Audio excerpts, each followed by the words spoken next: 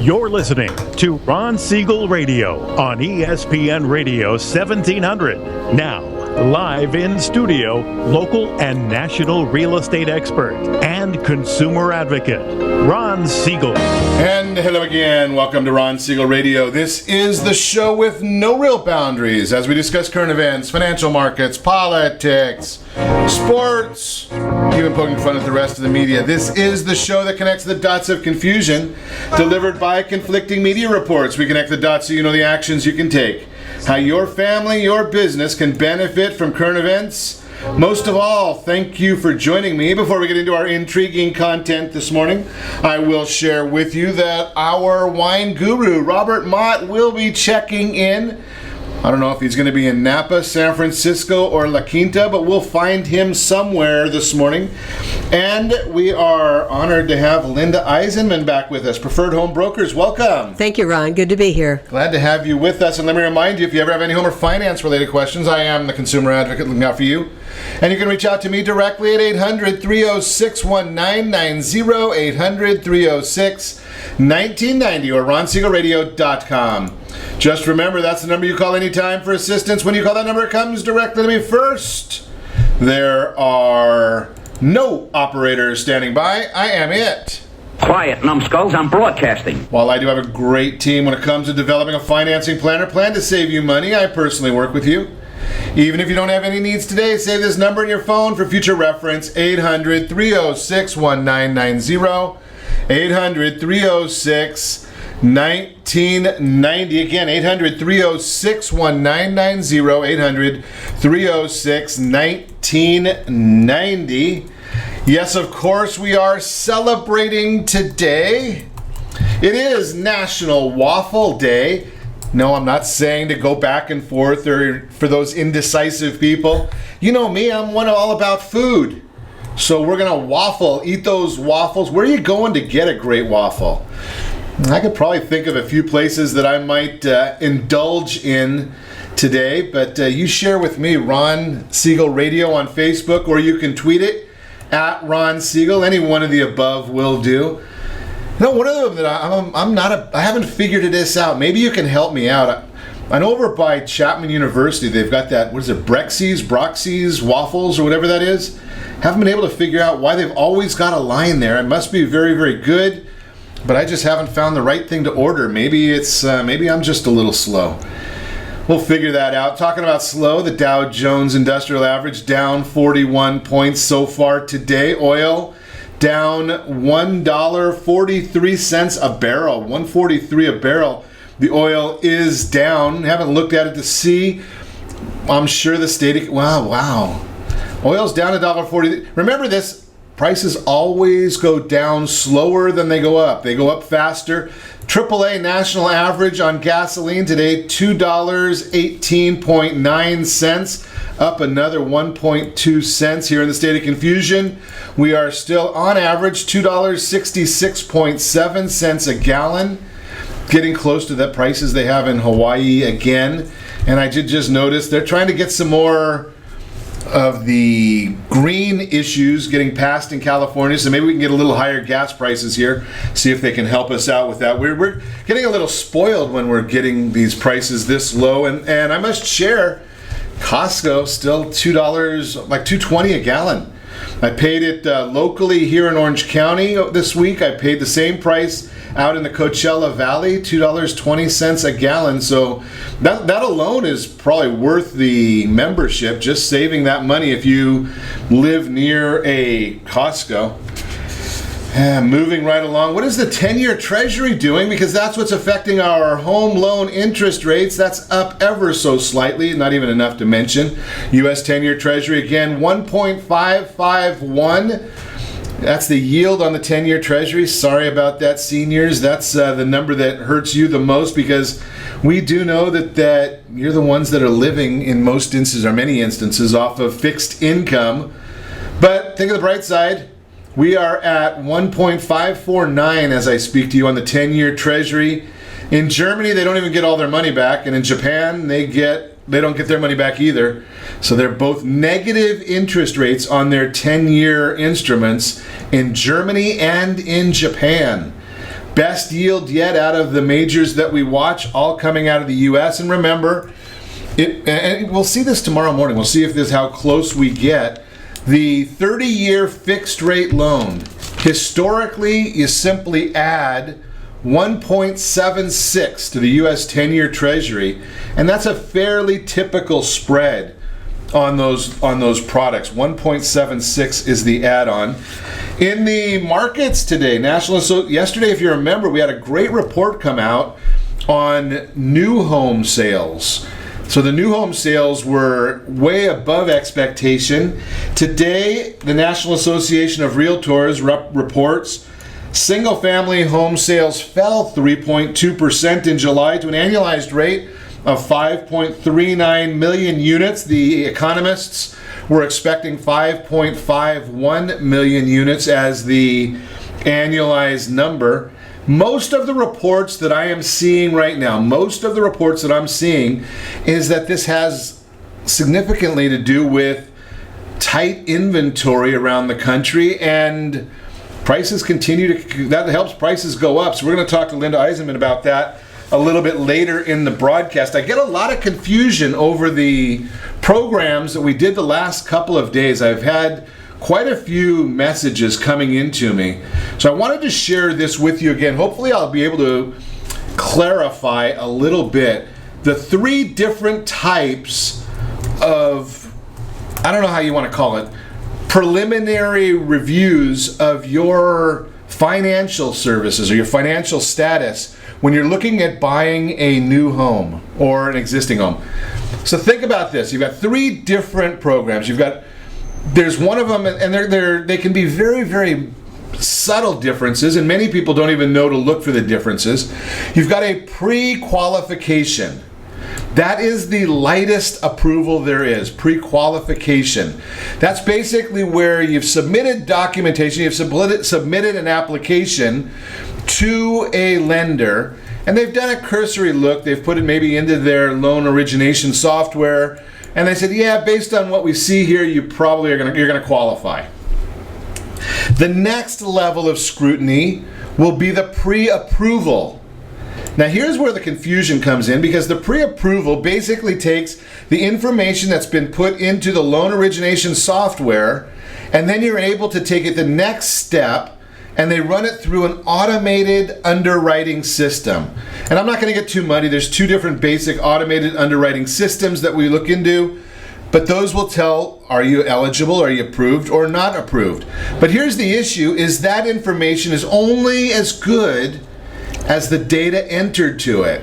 So when you hear somebody say, well, we only will accept a pre-approval, and maybe a real estate professional is going to ask to see the automated underwriting approval, the data that gets put into it, if that's all erroneous, well, they're going to get a bad reading on it, and it's going to do you absolutely no good, but at least it'll make somebody that's a novice or non-professional feel good that they've got that done.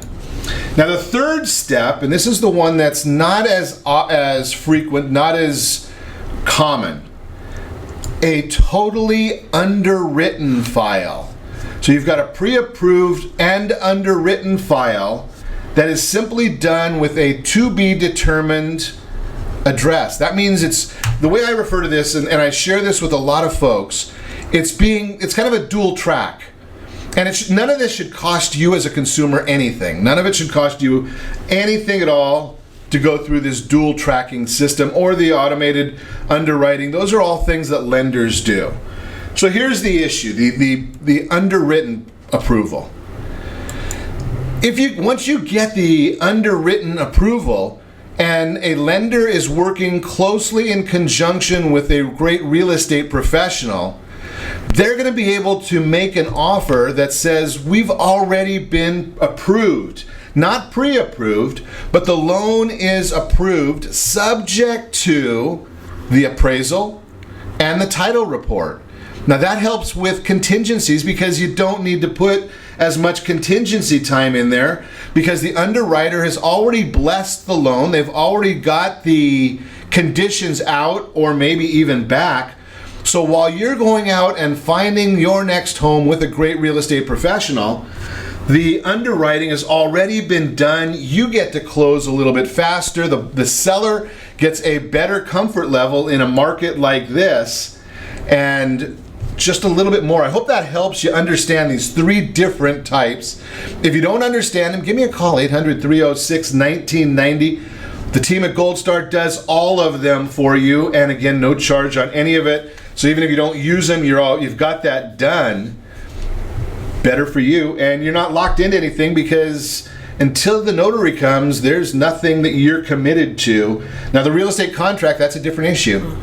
But from a lending standpoint, until it's notarized, it is up for grabs. You're listening to Ron Siegel Radio, discussing your real estate, current events, and the financial markets. When we come back, Robert Mott will be joining us. We will chat about decanting wine. Should you? Shouldn't you? And we're going to talk to Lynda Eisenmann about new homes, existing homes, what's the difference, what you need to know. Big contract issue there that we're going to chat about. You can reach us anytime. Call our off-air number, 800-306-1990, 800-306-1990, or ronsiegelradio.com. Connect with us, facebook.com/Ron Siegel Radio, and on Twitter @Ron Siegel. Stay tuned. We'll be back in just a few. Are you earning a safe, secure 10+% return on your investments? Is your credit score over 800? Are you living in the home of your dreams, or simply where you think you can afford? If the answer to any of these questions is no, what are you doing about it? Text ATP to 79564. Complete a 3-minute complimentary survey, and the area trusted professionals of Ron Siegel Radio will reach out to you to develop a success strategy for you. Again, all you need to do is text ATP to 79564. Did you know that banks and credit bureaus are rewarded financially if you have bad credit? And the worse your credit score is, the more money they can make off of you? How does that make you feel, knowing that banks are getting rich off of your hard-earned money? How does it make you feel, knowing that if a bank or a credit bureau makes a mistake on your credit report, they benefit from it and it hurts you? The Fair Credit Report Act of 1970.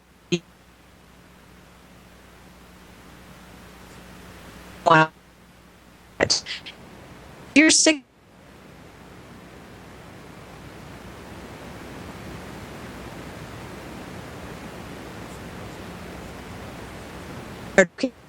being robbed, thanks. You owe it to your and to your family.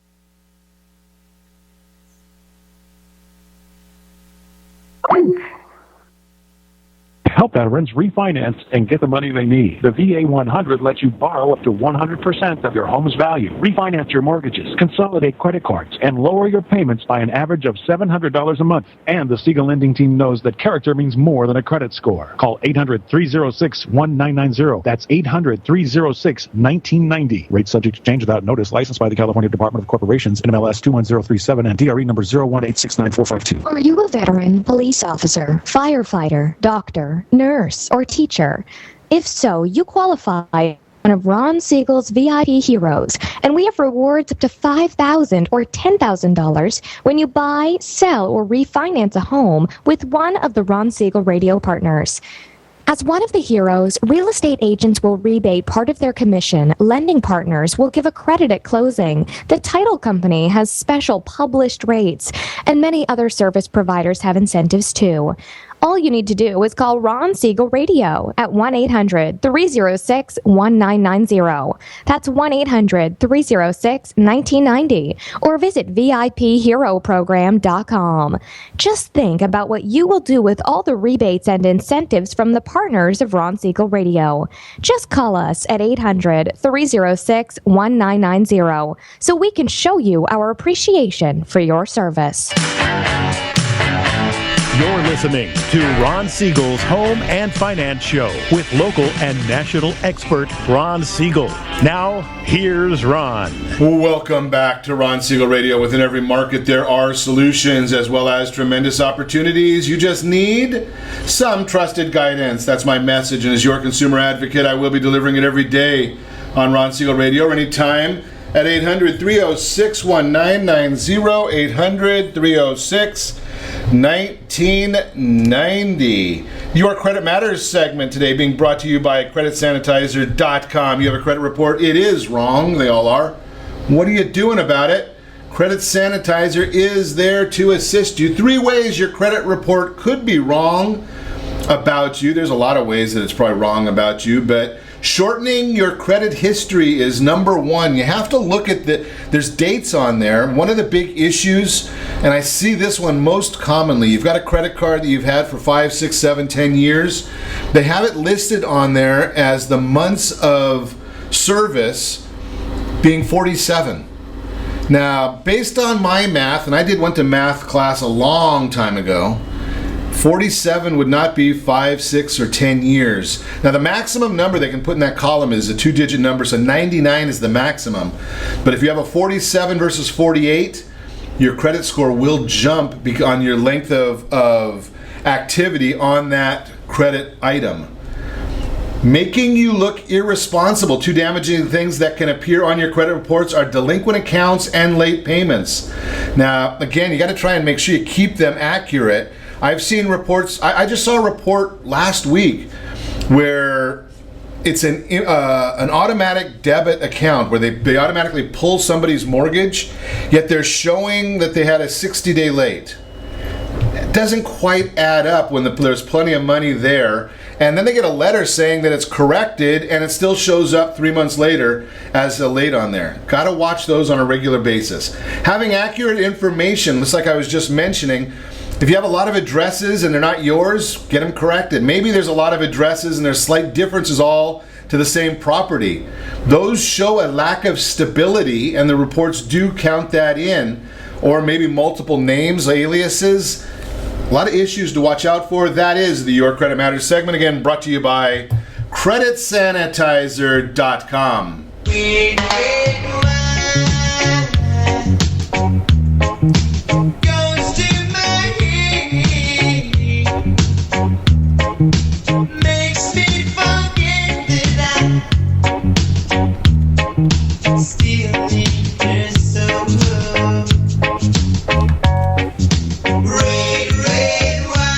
Red wine means it is time for our Wednesday morning chat with Robert Mott. Good morning, Robert. Good morning, Ron. How are you today? I am doing wonderful. Just looking at some very interesting notes on wines. One of them that I saw here, that really intrigued me, is about decanting wine. Yes, no, and does age have anything to do with it? The answers are all of the above. Okay, so we're moving right along. No, I'm just kidding. So as usual, there's no hard and fast rule on that. A lot of people ask me that question now. Should I decant my older wines? There's kind of almost urban legend aspect to this, or wine legend aspect about this, how decanting is always good for a wine. And some people, abide by that theory. My take on that is a little bit different. I think it's really take it on a case-by-case basis. It really comes down, first and foremost, of course, it's a personal choice. As you and I both know, Ron, there's no such thing as good wine and bad wine. There's wine that you like and wine that you don't like. And so it may be good or bad to you, but it's a personal choice as far as what your flavor profile is. So anyway, I tend to be on the real conservative side of decanting. Generally, I choose not to decant if the wine is more than 10 years old. However, like I said, that there are a lot of people that would argue with me on that and tell me that I'm absolutely wrong. But I'll tell you my reasoning behind this. But like I say, it's a judgment call. So let's go back to decanting 101 here and kind of go over the 2 main reasons you might want to decant a wine. Number 1, decanting can help a wine breathe or aerate, which can help make a wine more expressive beyond just swirling it in your wine glass. So that's why I tend to employ decanting on younger wines more often than I do older wines. However, what can help open up one wine can also make another wine fade more quickly. So remember that essentially when you add oxygen to it, when you aerate a wine, you're essentially prematurely aging the wine. You're helping the aging process along by allowing that oxygen in there. So the second reason you would want to decant, this is what comes down to older wines more often. The main reason that you'd want to do that is to separate the wine from its sediment. As you and I talked before, Ron, as wine ages, it tends to some of the tannins in it and some of the other components of wine tend to polymerize. In other words, they make larger molecules. And so when that happens, they become heavier, and they become heavier or less buoyant or less in solution with the rest of the wine. They tend to fall out. So when you open an older wine, many times you'll see, or after you've poured it out, you'll notice that there's part of the bottle, the side it was laying down on, has a stain on it, or has some debris on it, some sediment there.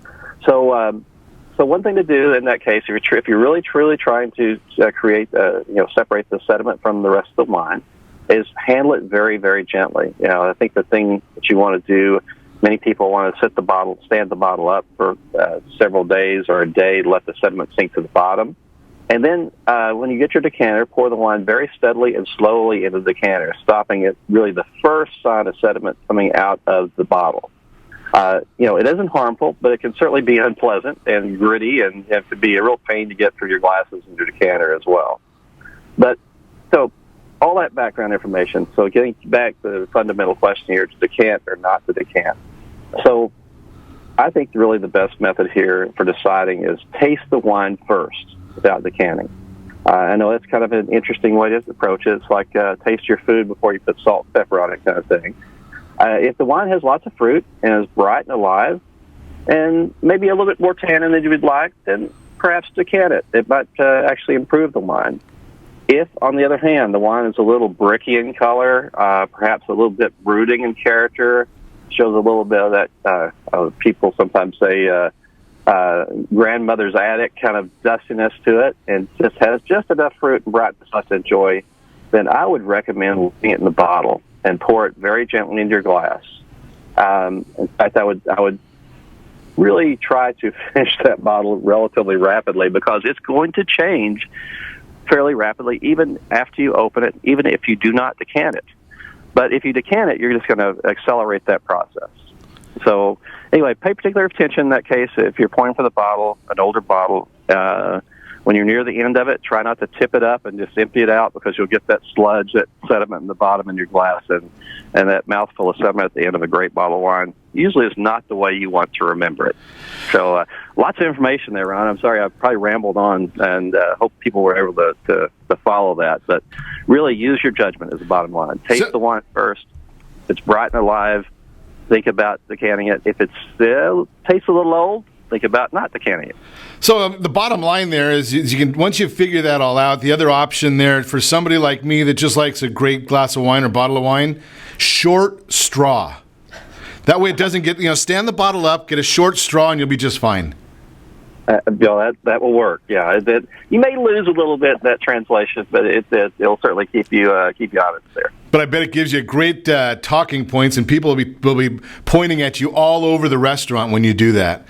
Just a thought there. Let's think about being that we're talking about great wine, sometimes old wine. So last week we spoke a bit, I think, about going up to Napa and visiting some of the facilities there. Wanted to get your thoughts on buying wine. Now, if I want some now, I want some later. What are your thoughts about purchases there? Is it buy a lot, buy a little? I know I saw the notes here, and it says if I want to save some for later. I didn't believe you meant once I opened up and kept half a bottle for later. So let's think about that one. Okay. Yeah, it's always an interesting conundrum when you're up there, you're in the spirit of things, you've had a glass or two of wine or a few tastes of wine, and for some reason, wine always tastes better when you're in the wine country. I mean, it's a hard and fast rule. Many times that you're up there, you taste the wine, you think it's fabulous, and you get home and you're a little disappointed. Especially late afternoon after you've had been to the 3 or 4 wineries before that. Exactly, and it happens all the time. So don't be, kind of set your expectation there. It's going to happen to you in that case as well.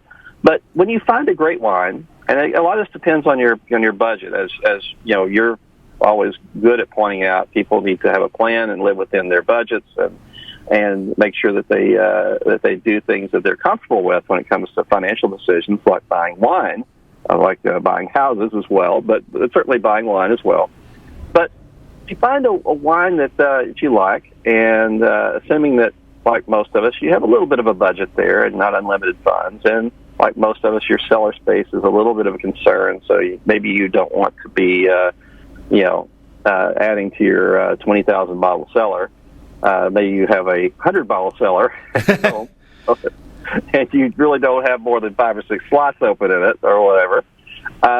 So one thing I always try to do is you want to have enough wine that you can enjoy both now and later. So the kind of the bottom line rule I have is a 3-bottle rule. It works really well. If you buy 3 bottles, most of us will open 1 bottle pretty soon, within the next couple of weeks, certainly, or maybe that same evening when we get home, and save the other 2 for some other to revisit later on. The concern is if you purchase only 1 bottle, it becomes so precious to you that you may never want to open it. And then if that bottle turns out to be corked or flawed in some way, then you'll be kind of left with a kind of an incomplete memory. But that's kind of a basic rule of thumb. If you're something you have a lot of confidence in, 6 bottles is not a bad thing either. That way you can kind of share it around, share it to all your other wine friends as well, and do really well with that. But I think that's the main thing is I kind of go with that 3-bottle rule as kind of a basic starting point for a wine that I really love at the wine country. But visit early and often and enjoy that wine. Great information. And I like your 6-bottle idea there, Robert. 3 for you and 3 for your favorite wine host, or radio host. Exactly. Right? Exactly. Just great information, as always, from Robert and Mott. You are listening to Ron Siegel Radio, discussing your real estate, current events, and the financial markets. When we come back, new home versus existing homes. We're going to talk about that, get a little education there. How retirees should assess their liquid assets. And is the housing market slowing down? We'll chat about all that and more. You can reach us anytime. Off-air number, 800-306-1990, 800-306-1990, or RonSiegelRadio.com. Connect with us, Facebook.com/Ron Siegel Radio, and on Twitter @Ron Siegel. Stay tuned. We'll be back in just a few.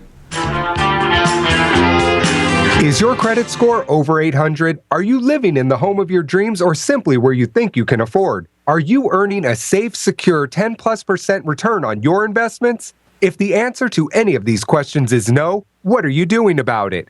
Text ATP to 79564. Complete a 3-minute complimentary survey, and the area-trusted professionals of Ron Siegel Radio will reach out to you to develop a success strategy for you. Again, all you need to do is text ATP to 79564. Are you purchasing or own a luxury home?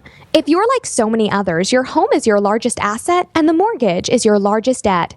The Siegel lending team has some amazing financing opportunities right now. Jumbo loans up to $2 million, 30-year rates below 4%, 15-year rates near 3.5%, and if you can believe it, 7-year interest-only hybrids in low 3s. The Siegel lending team has all the options for your jumbo or second home loan requirements. Take advantage of them while you can. To learn more about all the other financing products available from the Siegel lending team, call 1-800-306-1990. That's 1-800-306-1990. Or visit SiegelLendingTeam.com. That's SIEGEL LendingTeam.com. Again, call 1-800-306-1990. Rates subject to change without notice. Licensed by NMLS ID 217037 and 145502. Equal housing lender. UDirect IRA Services has helped thousands of Americans invest their IRA outside of the stock market into real estate, land, private notes, and more to improve their financial future. UDirect IRA is a third-party administrator providing complete and accurate information on self-directed IRAs so you can make the most of your retirement funds. Educating individual investors and professionals is the cornerstone of UDirect IRA. We have events right here in Southern California geared towards self-directed investing. We also offer webinars, so no matter where you are, you can learn to earn. Are you a veteran, own a home, and need money? The Siegel Lending Team is here to help veterans refinance and get the money they need. The VA 100 lets you borrow up to 100% of your home's value, refinance your mortgages, consolidate credit cards, and lower your payments by an average of $700 a month. And the Siegel Lending Team knows that character means more than a credit score. Call 800 800-306-1990. That's 800-306-1990. Rate subject to change without notice. Licensed by the California Department of Corporations, NMLS 21037, and DRE number 018694552. 37% of American homeowners believe they have over 20% equity in their homes. Fannie Mae tells us 69% of American homeowners have over 20% equity in their homes. Fully 1 in 3 American homeowners are not informed about the amount of equity they have in their homes. Are you one of them? How might this be holding you back from achieving your goals? Text RSR CMA to 79564 to get a property valuation from one of the area trusted professionals of Ron Siegel Radio. Again, to know how much your home is really worth, simply text RSR CMA to 79564. You're listening to Ron Siegel's Home and Finance Show with local and national expert Ron Siegel. Now, here's Ron. Welcome back to Ron Siegel Radio. Within every market, there are solutions as well as tremendous opportunities. You just need some trusted guidance. That's my message. And as your consumer advocate, I will be delivering it every day on Ron Siegel Radio or anytime at 800-306-1990. 800-306-1990, the real-time real estate segment today. Being brought to you by the area trusted real estate professionals of Ron Siegel Radio. Text PAIR, P-E-A-R, Professional Equity Analysis Review to 79564. You can get the true equity position of your real estate holding. Can't get that from those online services. You've got to talk to somebody because there are figures that the online services just don't know that go into the valuation. Housing market slowing down? Well, don't tell that to the builders. Many experts have been calling upon home builders to ramp up construction to help with the lack of existing inventory for sale. For the past 2 months, new home sales have surged, with July's total coming in at the highest since October 2007. Latest estimates from the U.S.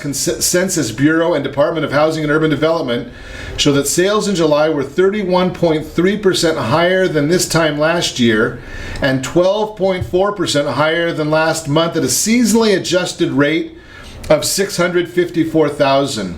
Now, before you get too excited about that 654,000 number, we need about 1.5 million new units every year just to cover new household formation and obsolescence. So even though the numbers are up, we're still a bit below where we really need to be. And maybe that has to do with the fact that people are not moving as frequently. I've shared that number with you, that statistic with you. It had been that we held our houses 6 years through the recession, and up until I think it was 2014, it got up to 10-year hold. 2015 was down at 9 years. We'll see what comes in for 2016. It's a little too early to tell that number yet. That is the real-time real estate segment, again, brought to you by the area trusted real estate professionals. Text PAIR, P-E-A-R, to 79564. So it's very interesting numbers there when we watch some of the numbers that come out, economic numbers, because we see that new home sales were up. Yet this morning we saw the number come out from the National Association of Realtors that existing homes fell 3.2%. And the big reason that they're giving is for existing homes falling is a lack of inventory, excessive demand. I'm going to chat with Lynda Eisenmann, Preferred Home Brokers. What have you seen, Lynda? Are you seeing that our sales, are sales still flying? Is there inventory available? There's more inventory today, I believe, Ron, than what we saw in early spring, because I think we were in a faster moving market in the very beginning of the year, especially early spring, late spring. And some of our days on the market is a little longer now than what we experienced at that time, but that has a lot to do with the pricing, because, prices have continued to go up. So I think that's a big part of it. So do you find it with pricing going up, do you find that it becomes a challenge in getting the appraisals to come through, or the appraisers keeping up with those price variances? I think for the most part, the appraisers are really doing a good job out there, for the majority of them. Every now and then we do have an appraisal issue, but not real often. But there's got to be some kind of basis. There's got to be some kind of foundation for other sales in the general area of comparable properties in order to bring an appraisal in. You just can't pick a number out of air. And that's what a lot of us as a consumer do. Now, because I don't know about you, I've always, the people I talk to, every one of them, their house is the best one on the market. Oh, of course. Right? And they can't figure out how an appraiser couldn't value their property more than everybody else's. You know, I just went through this with a home seller a couple of days ago because they have kind of a unique situation. Their home is very highly upgraded, absolutely gorgeous, located in Irvine. Technically, it's a condominium. And because it's in an association, it's got association pools, plus the master association has pools, but this condominium has its own pool in the backyard. Wow. Which is quite unusual. That is. So we've got to find a buyer who's willing to pay more for this type of condominium than a traditional condominium because it has a pool in the backyard. And it may be worth it to this home seller, but it may not be worth it. They may not see the same value for a future buyer. So it's a unique situation. That'd be pretty, sounds like it's going to be fun with an appraiser as well, because they're not used to seeing a condominium with a pool in the That's backyard. right. That's right. It's more like a PUD where it's a relatively small lot. It's probably about a 4,000 square foot lot. And it's an end unit, so they actually had room to tuck a little pool and spa in there. But again, it gets back to value. Was it a value to the particular seller who's now the buyer, who's now the home seller, versus a new buyer? And we just haven't found the right new buyer yet who's willing to pay the additional price. So then you just have to plan on it taking a little longer to find something. Probably. Interesting. So we came out with this new home, and I want to chat with you because I know you've got extensive experience and you teach people about the contracts. And one of the issues that I really want you to share with us, when somebody goes in, and I'll say this so you don't have to, don't ever go into a new construction property and give them your name unless you're going with your broker. Because you need somebody to protect you. That's what we're going to talk about. So Lynda can share that. You know, I don't sell real estate, so I can ethically say, put down Mickey Mouse as your name if you go into a new construction project. They're going to want to keep a list, and then they won't work with your broker, or at least won't pay them, but you're going to still pay the fees. So one of the things I wanted to bring up, Lynda, when you're dealing with an existing home, the California Association of Realtors has a contract that's pretty blanket that people use, right? It's very extensive, absolutely, yes. Most of us who are members of the California Association of Realtors do use that particular contract. Although what's interesting, Ron, at one time different brokers, and it's been years ago, they used to have their own contracts. And that was very difficult because you could go from broker or realtor to realtor. They could have different contracts. But we've had for years now, we've had standardized contracts. And knowing all of the forms is essential for not only the realtor you're working with, but hopefully that realtor is going to communicate the basics to the home buyer, to the consumers out there, because you need to know what you're committing yourself to. Sure, and they're extensive. I mean, I received a contract. I was working on one looking with last night, probably about 10 o'clock at night, and I think the contract and all the addendums and all the counters, probably 20 or 30 or 40 pages, I think. Close to it, yes. Depending upon how many addendums that come over with the initial offer. Typically when we get an offer that's sent over by another agent and we're representing the seller, there's going to be anywhere from maybe 27 to about 33 pages. But there are more addendums that do end up going with it. And by the way, one of the biggest ones is the California Statewide Buyer-Seller Statewide Advisory. And that's a really, really important disclosure for a buyer or a seller really to have in advance.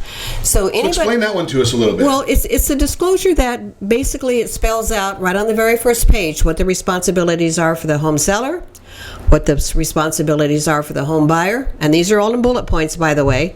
And then the bottom part of page 1 spells out the duties and the responsibilities of the disclosures.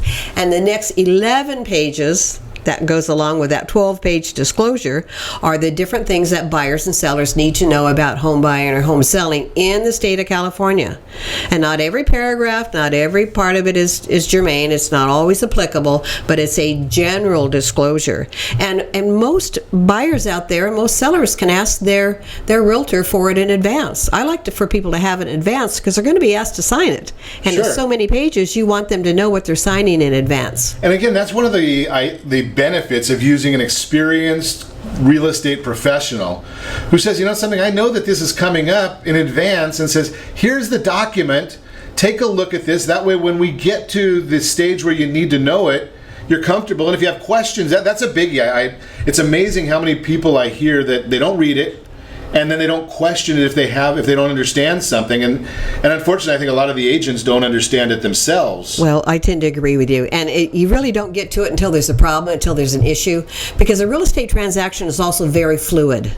It's very fluid. Things can change actually daily, and sometimes it depends upon what shows up in an inspection report. It could also depend upon the appraisal. Some things could vary depending upon the buyer's qualifications, but it's a very fluid process.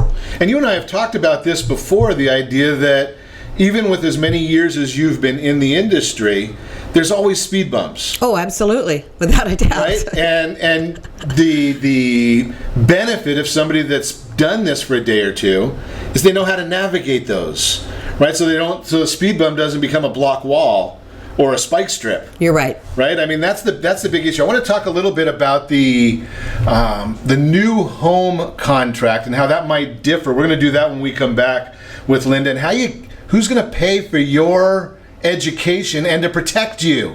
That's going to be a big issue that we want to talk about. You're listening to Ron Siegel Radio, discussing your real estate, current events, and the financial markets. We'll also talk about how retirees should assess their liquid assets.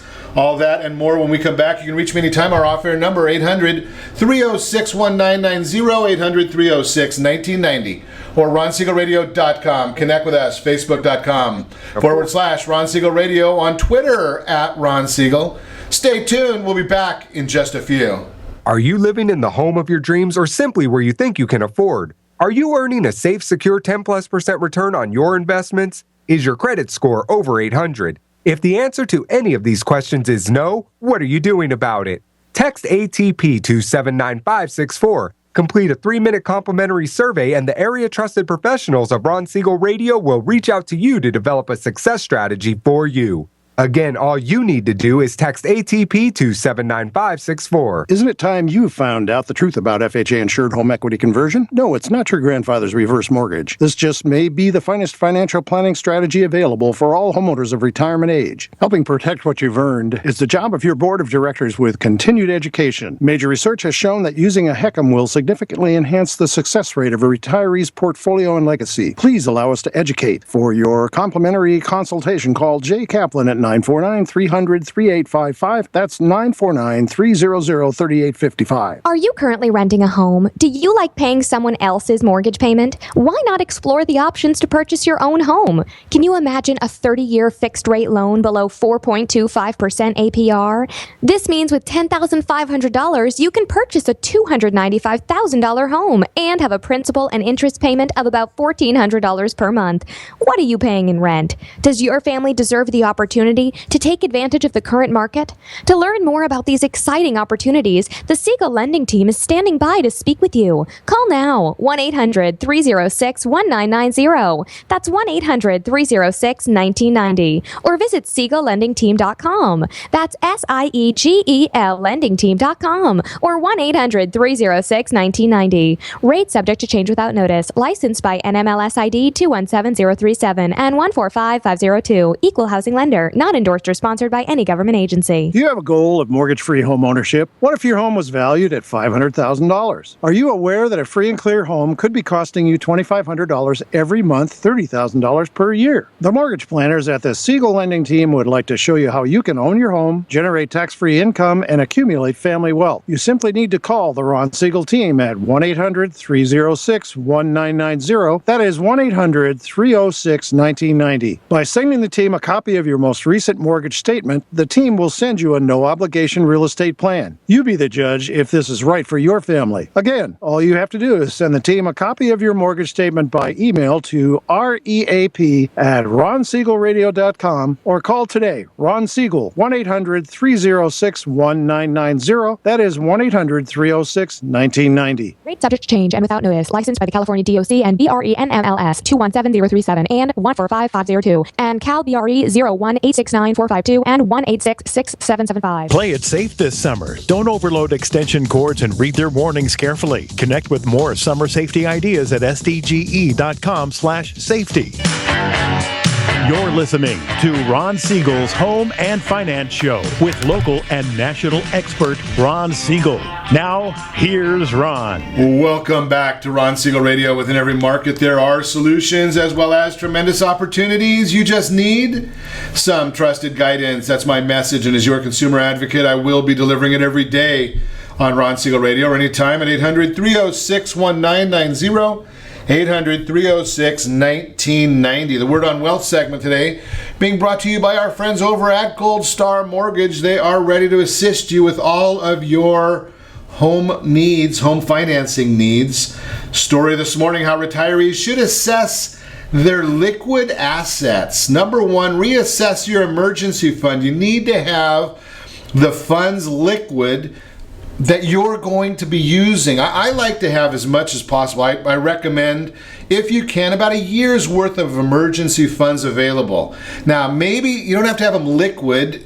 CDs are good. If you've got a line of credit, that's good to use. I especially for seniors, I like the reverse mortgage line of credit because you can pay it back as well, and it's a relatively low interest rate. And then you also can take advantage of some tax benefits there. But reassess your emergency fund is number one. Consider the bucket system.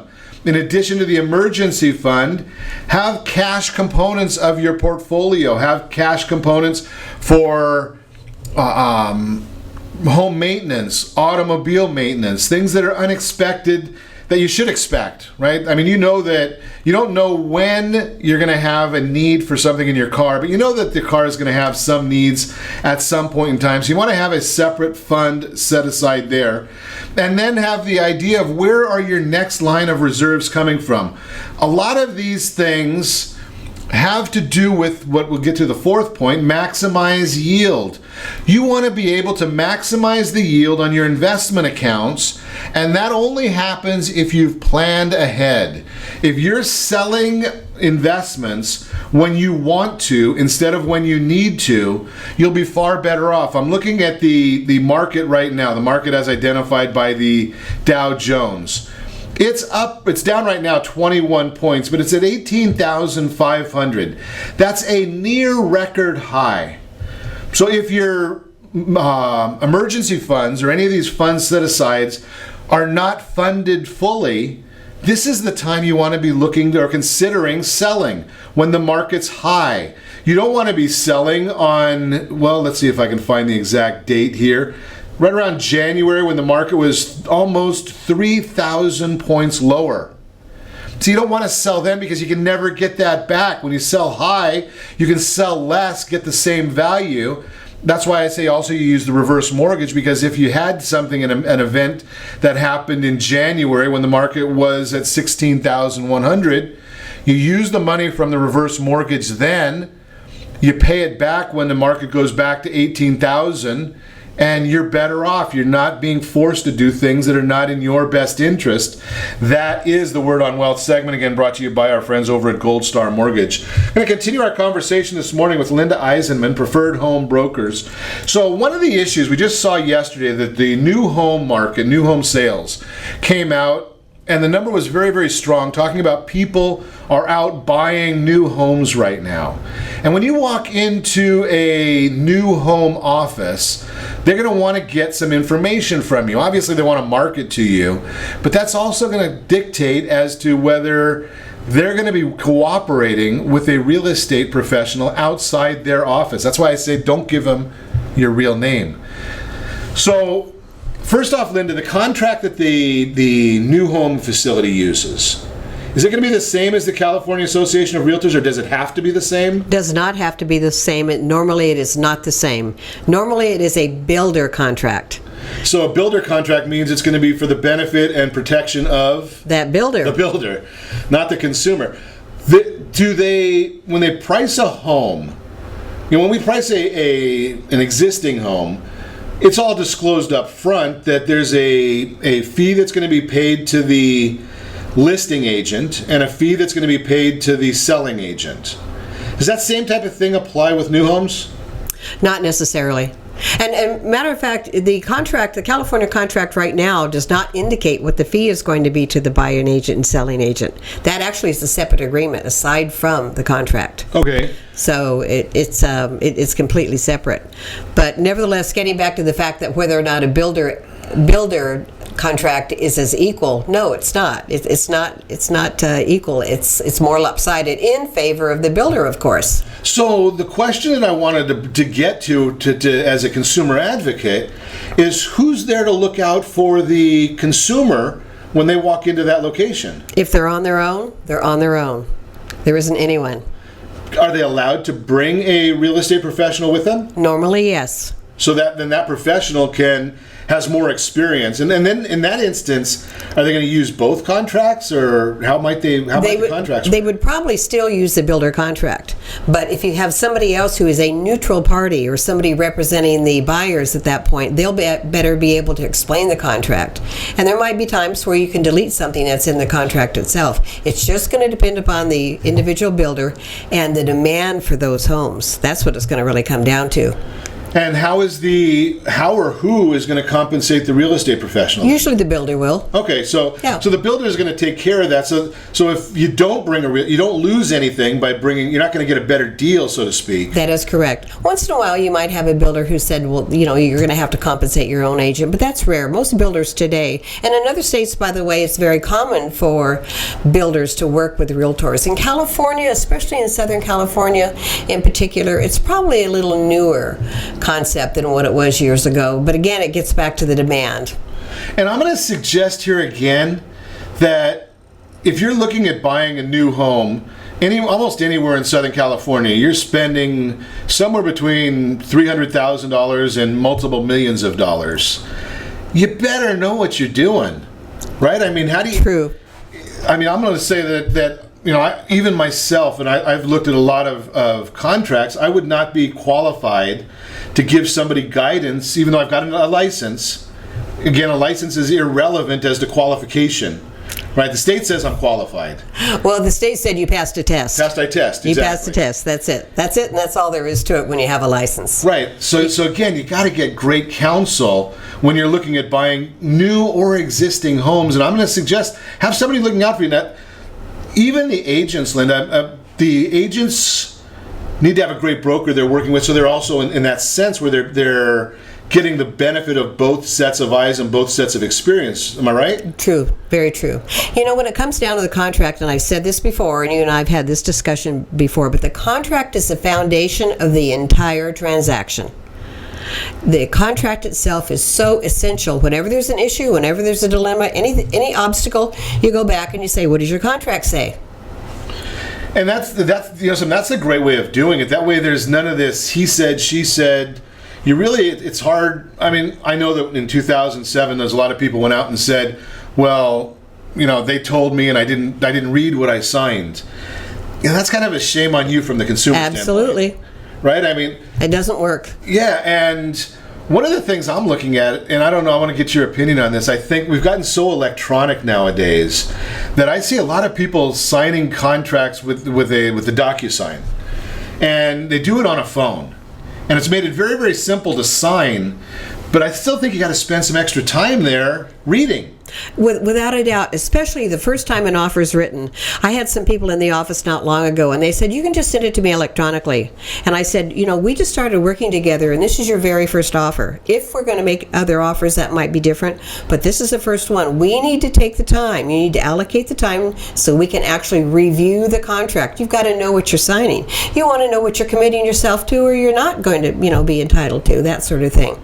One of the big issues there, it becomes obviously the earnest money deposit, right? Because if you don't follow the exact times on there, you could be subject to losing that money. That's correct. It used to be called the short for EMD, earnest money deposit. On the contract, it's now stated initial deposit. Okay. And it is, by the way, it is initial deposit because there could be a follow-up, a subsequent deposit. And there's a provision in the contract for an additional deposit above the initial deposit. So I'm dating myself. Well, okay, all right, maybe so. Most agents, I will tell you, most people still call it the short EMD for short. Right. They'll say how much of a deposit the buyer needs needs to have. You know, it needs to be 3% of EMD. Well, I know what they mean, but Sure. the contract, and it always goes back to the contract, it says initial deposit.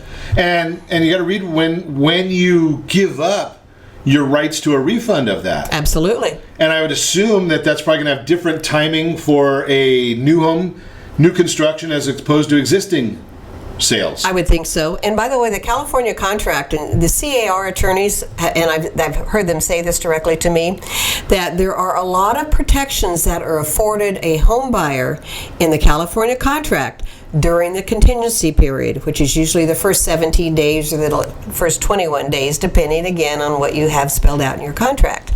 So it's weighted very heavily in front of the buyers to begin with to allow the buyers time to do their due diligence, to do their inspections, to do their investigations, to receive the disclosures, that sort of thing. And a new home builder contract is probably not going to be that beneficial to a buyer in the beginning. Well, it's, especially in California, right? Because we are very, very protective of the consumer as a state. And if you're looking at a consumer document like that, it's going to be more protective of the consumer. The builder is going to be looking out for one interest and one interest only, I suggest. The builder. Themselves. Mm-hmm. Absolutely. Great information if you're thinking about buying a new home. Get a hold of your real estate professional, just like an existing home. And that's why I say to you, set that first radio preset button to come back here every day to join Ron Siegel Radio, where we only speak about items affecting your house and your bank account. Thanks to all of our sponsors. A big thanks to Steve, who's engineering us today. And of course, a special thanks to you for spending a little bit of your day with us. That's all for Ron Siegel Radio. Again, if you have any questions or to meet any of our guests, call me anytime, 800-306-1990. 800-306-1990 or ronsiegelradio.com. And thank you again for joining us, Lynda Eisenmann, Preferred Home Brokers. And remember, make a lot of money, help a lot of people, have a lot of fun. Have a great day. We'll talk to you next time on Ron Siegel Radio. House in the middle of our streets, our house. XEPE 1700 AM Tekatif Bata Lipunan. You're listening to ESPN Radio 1700.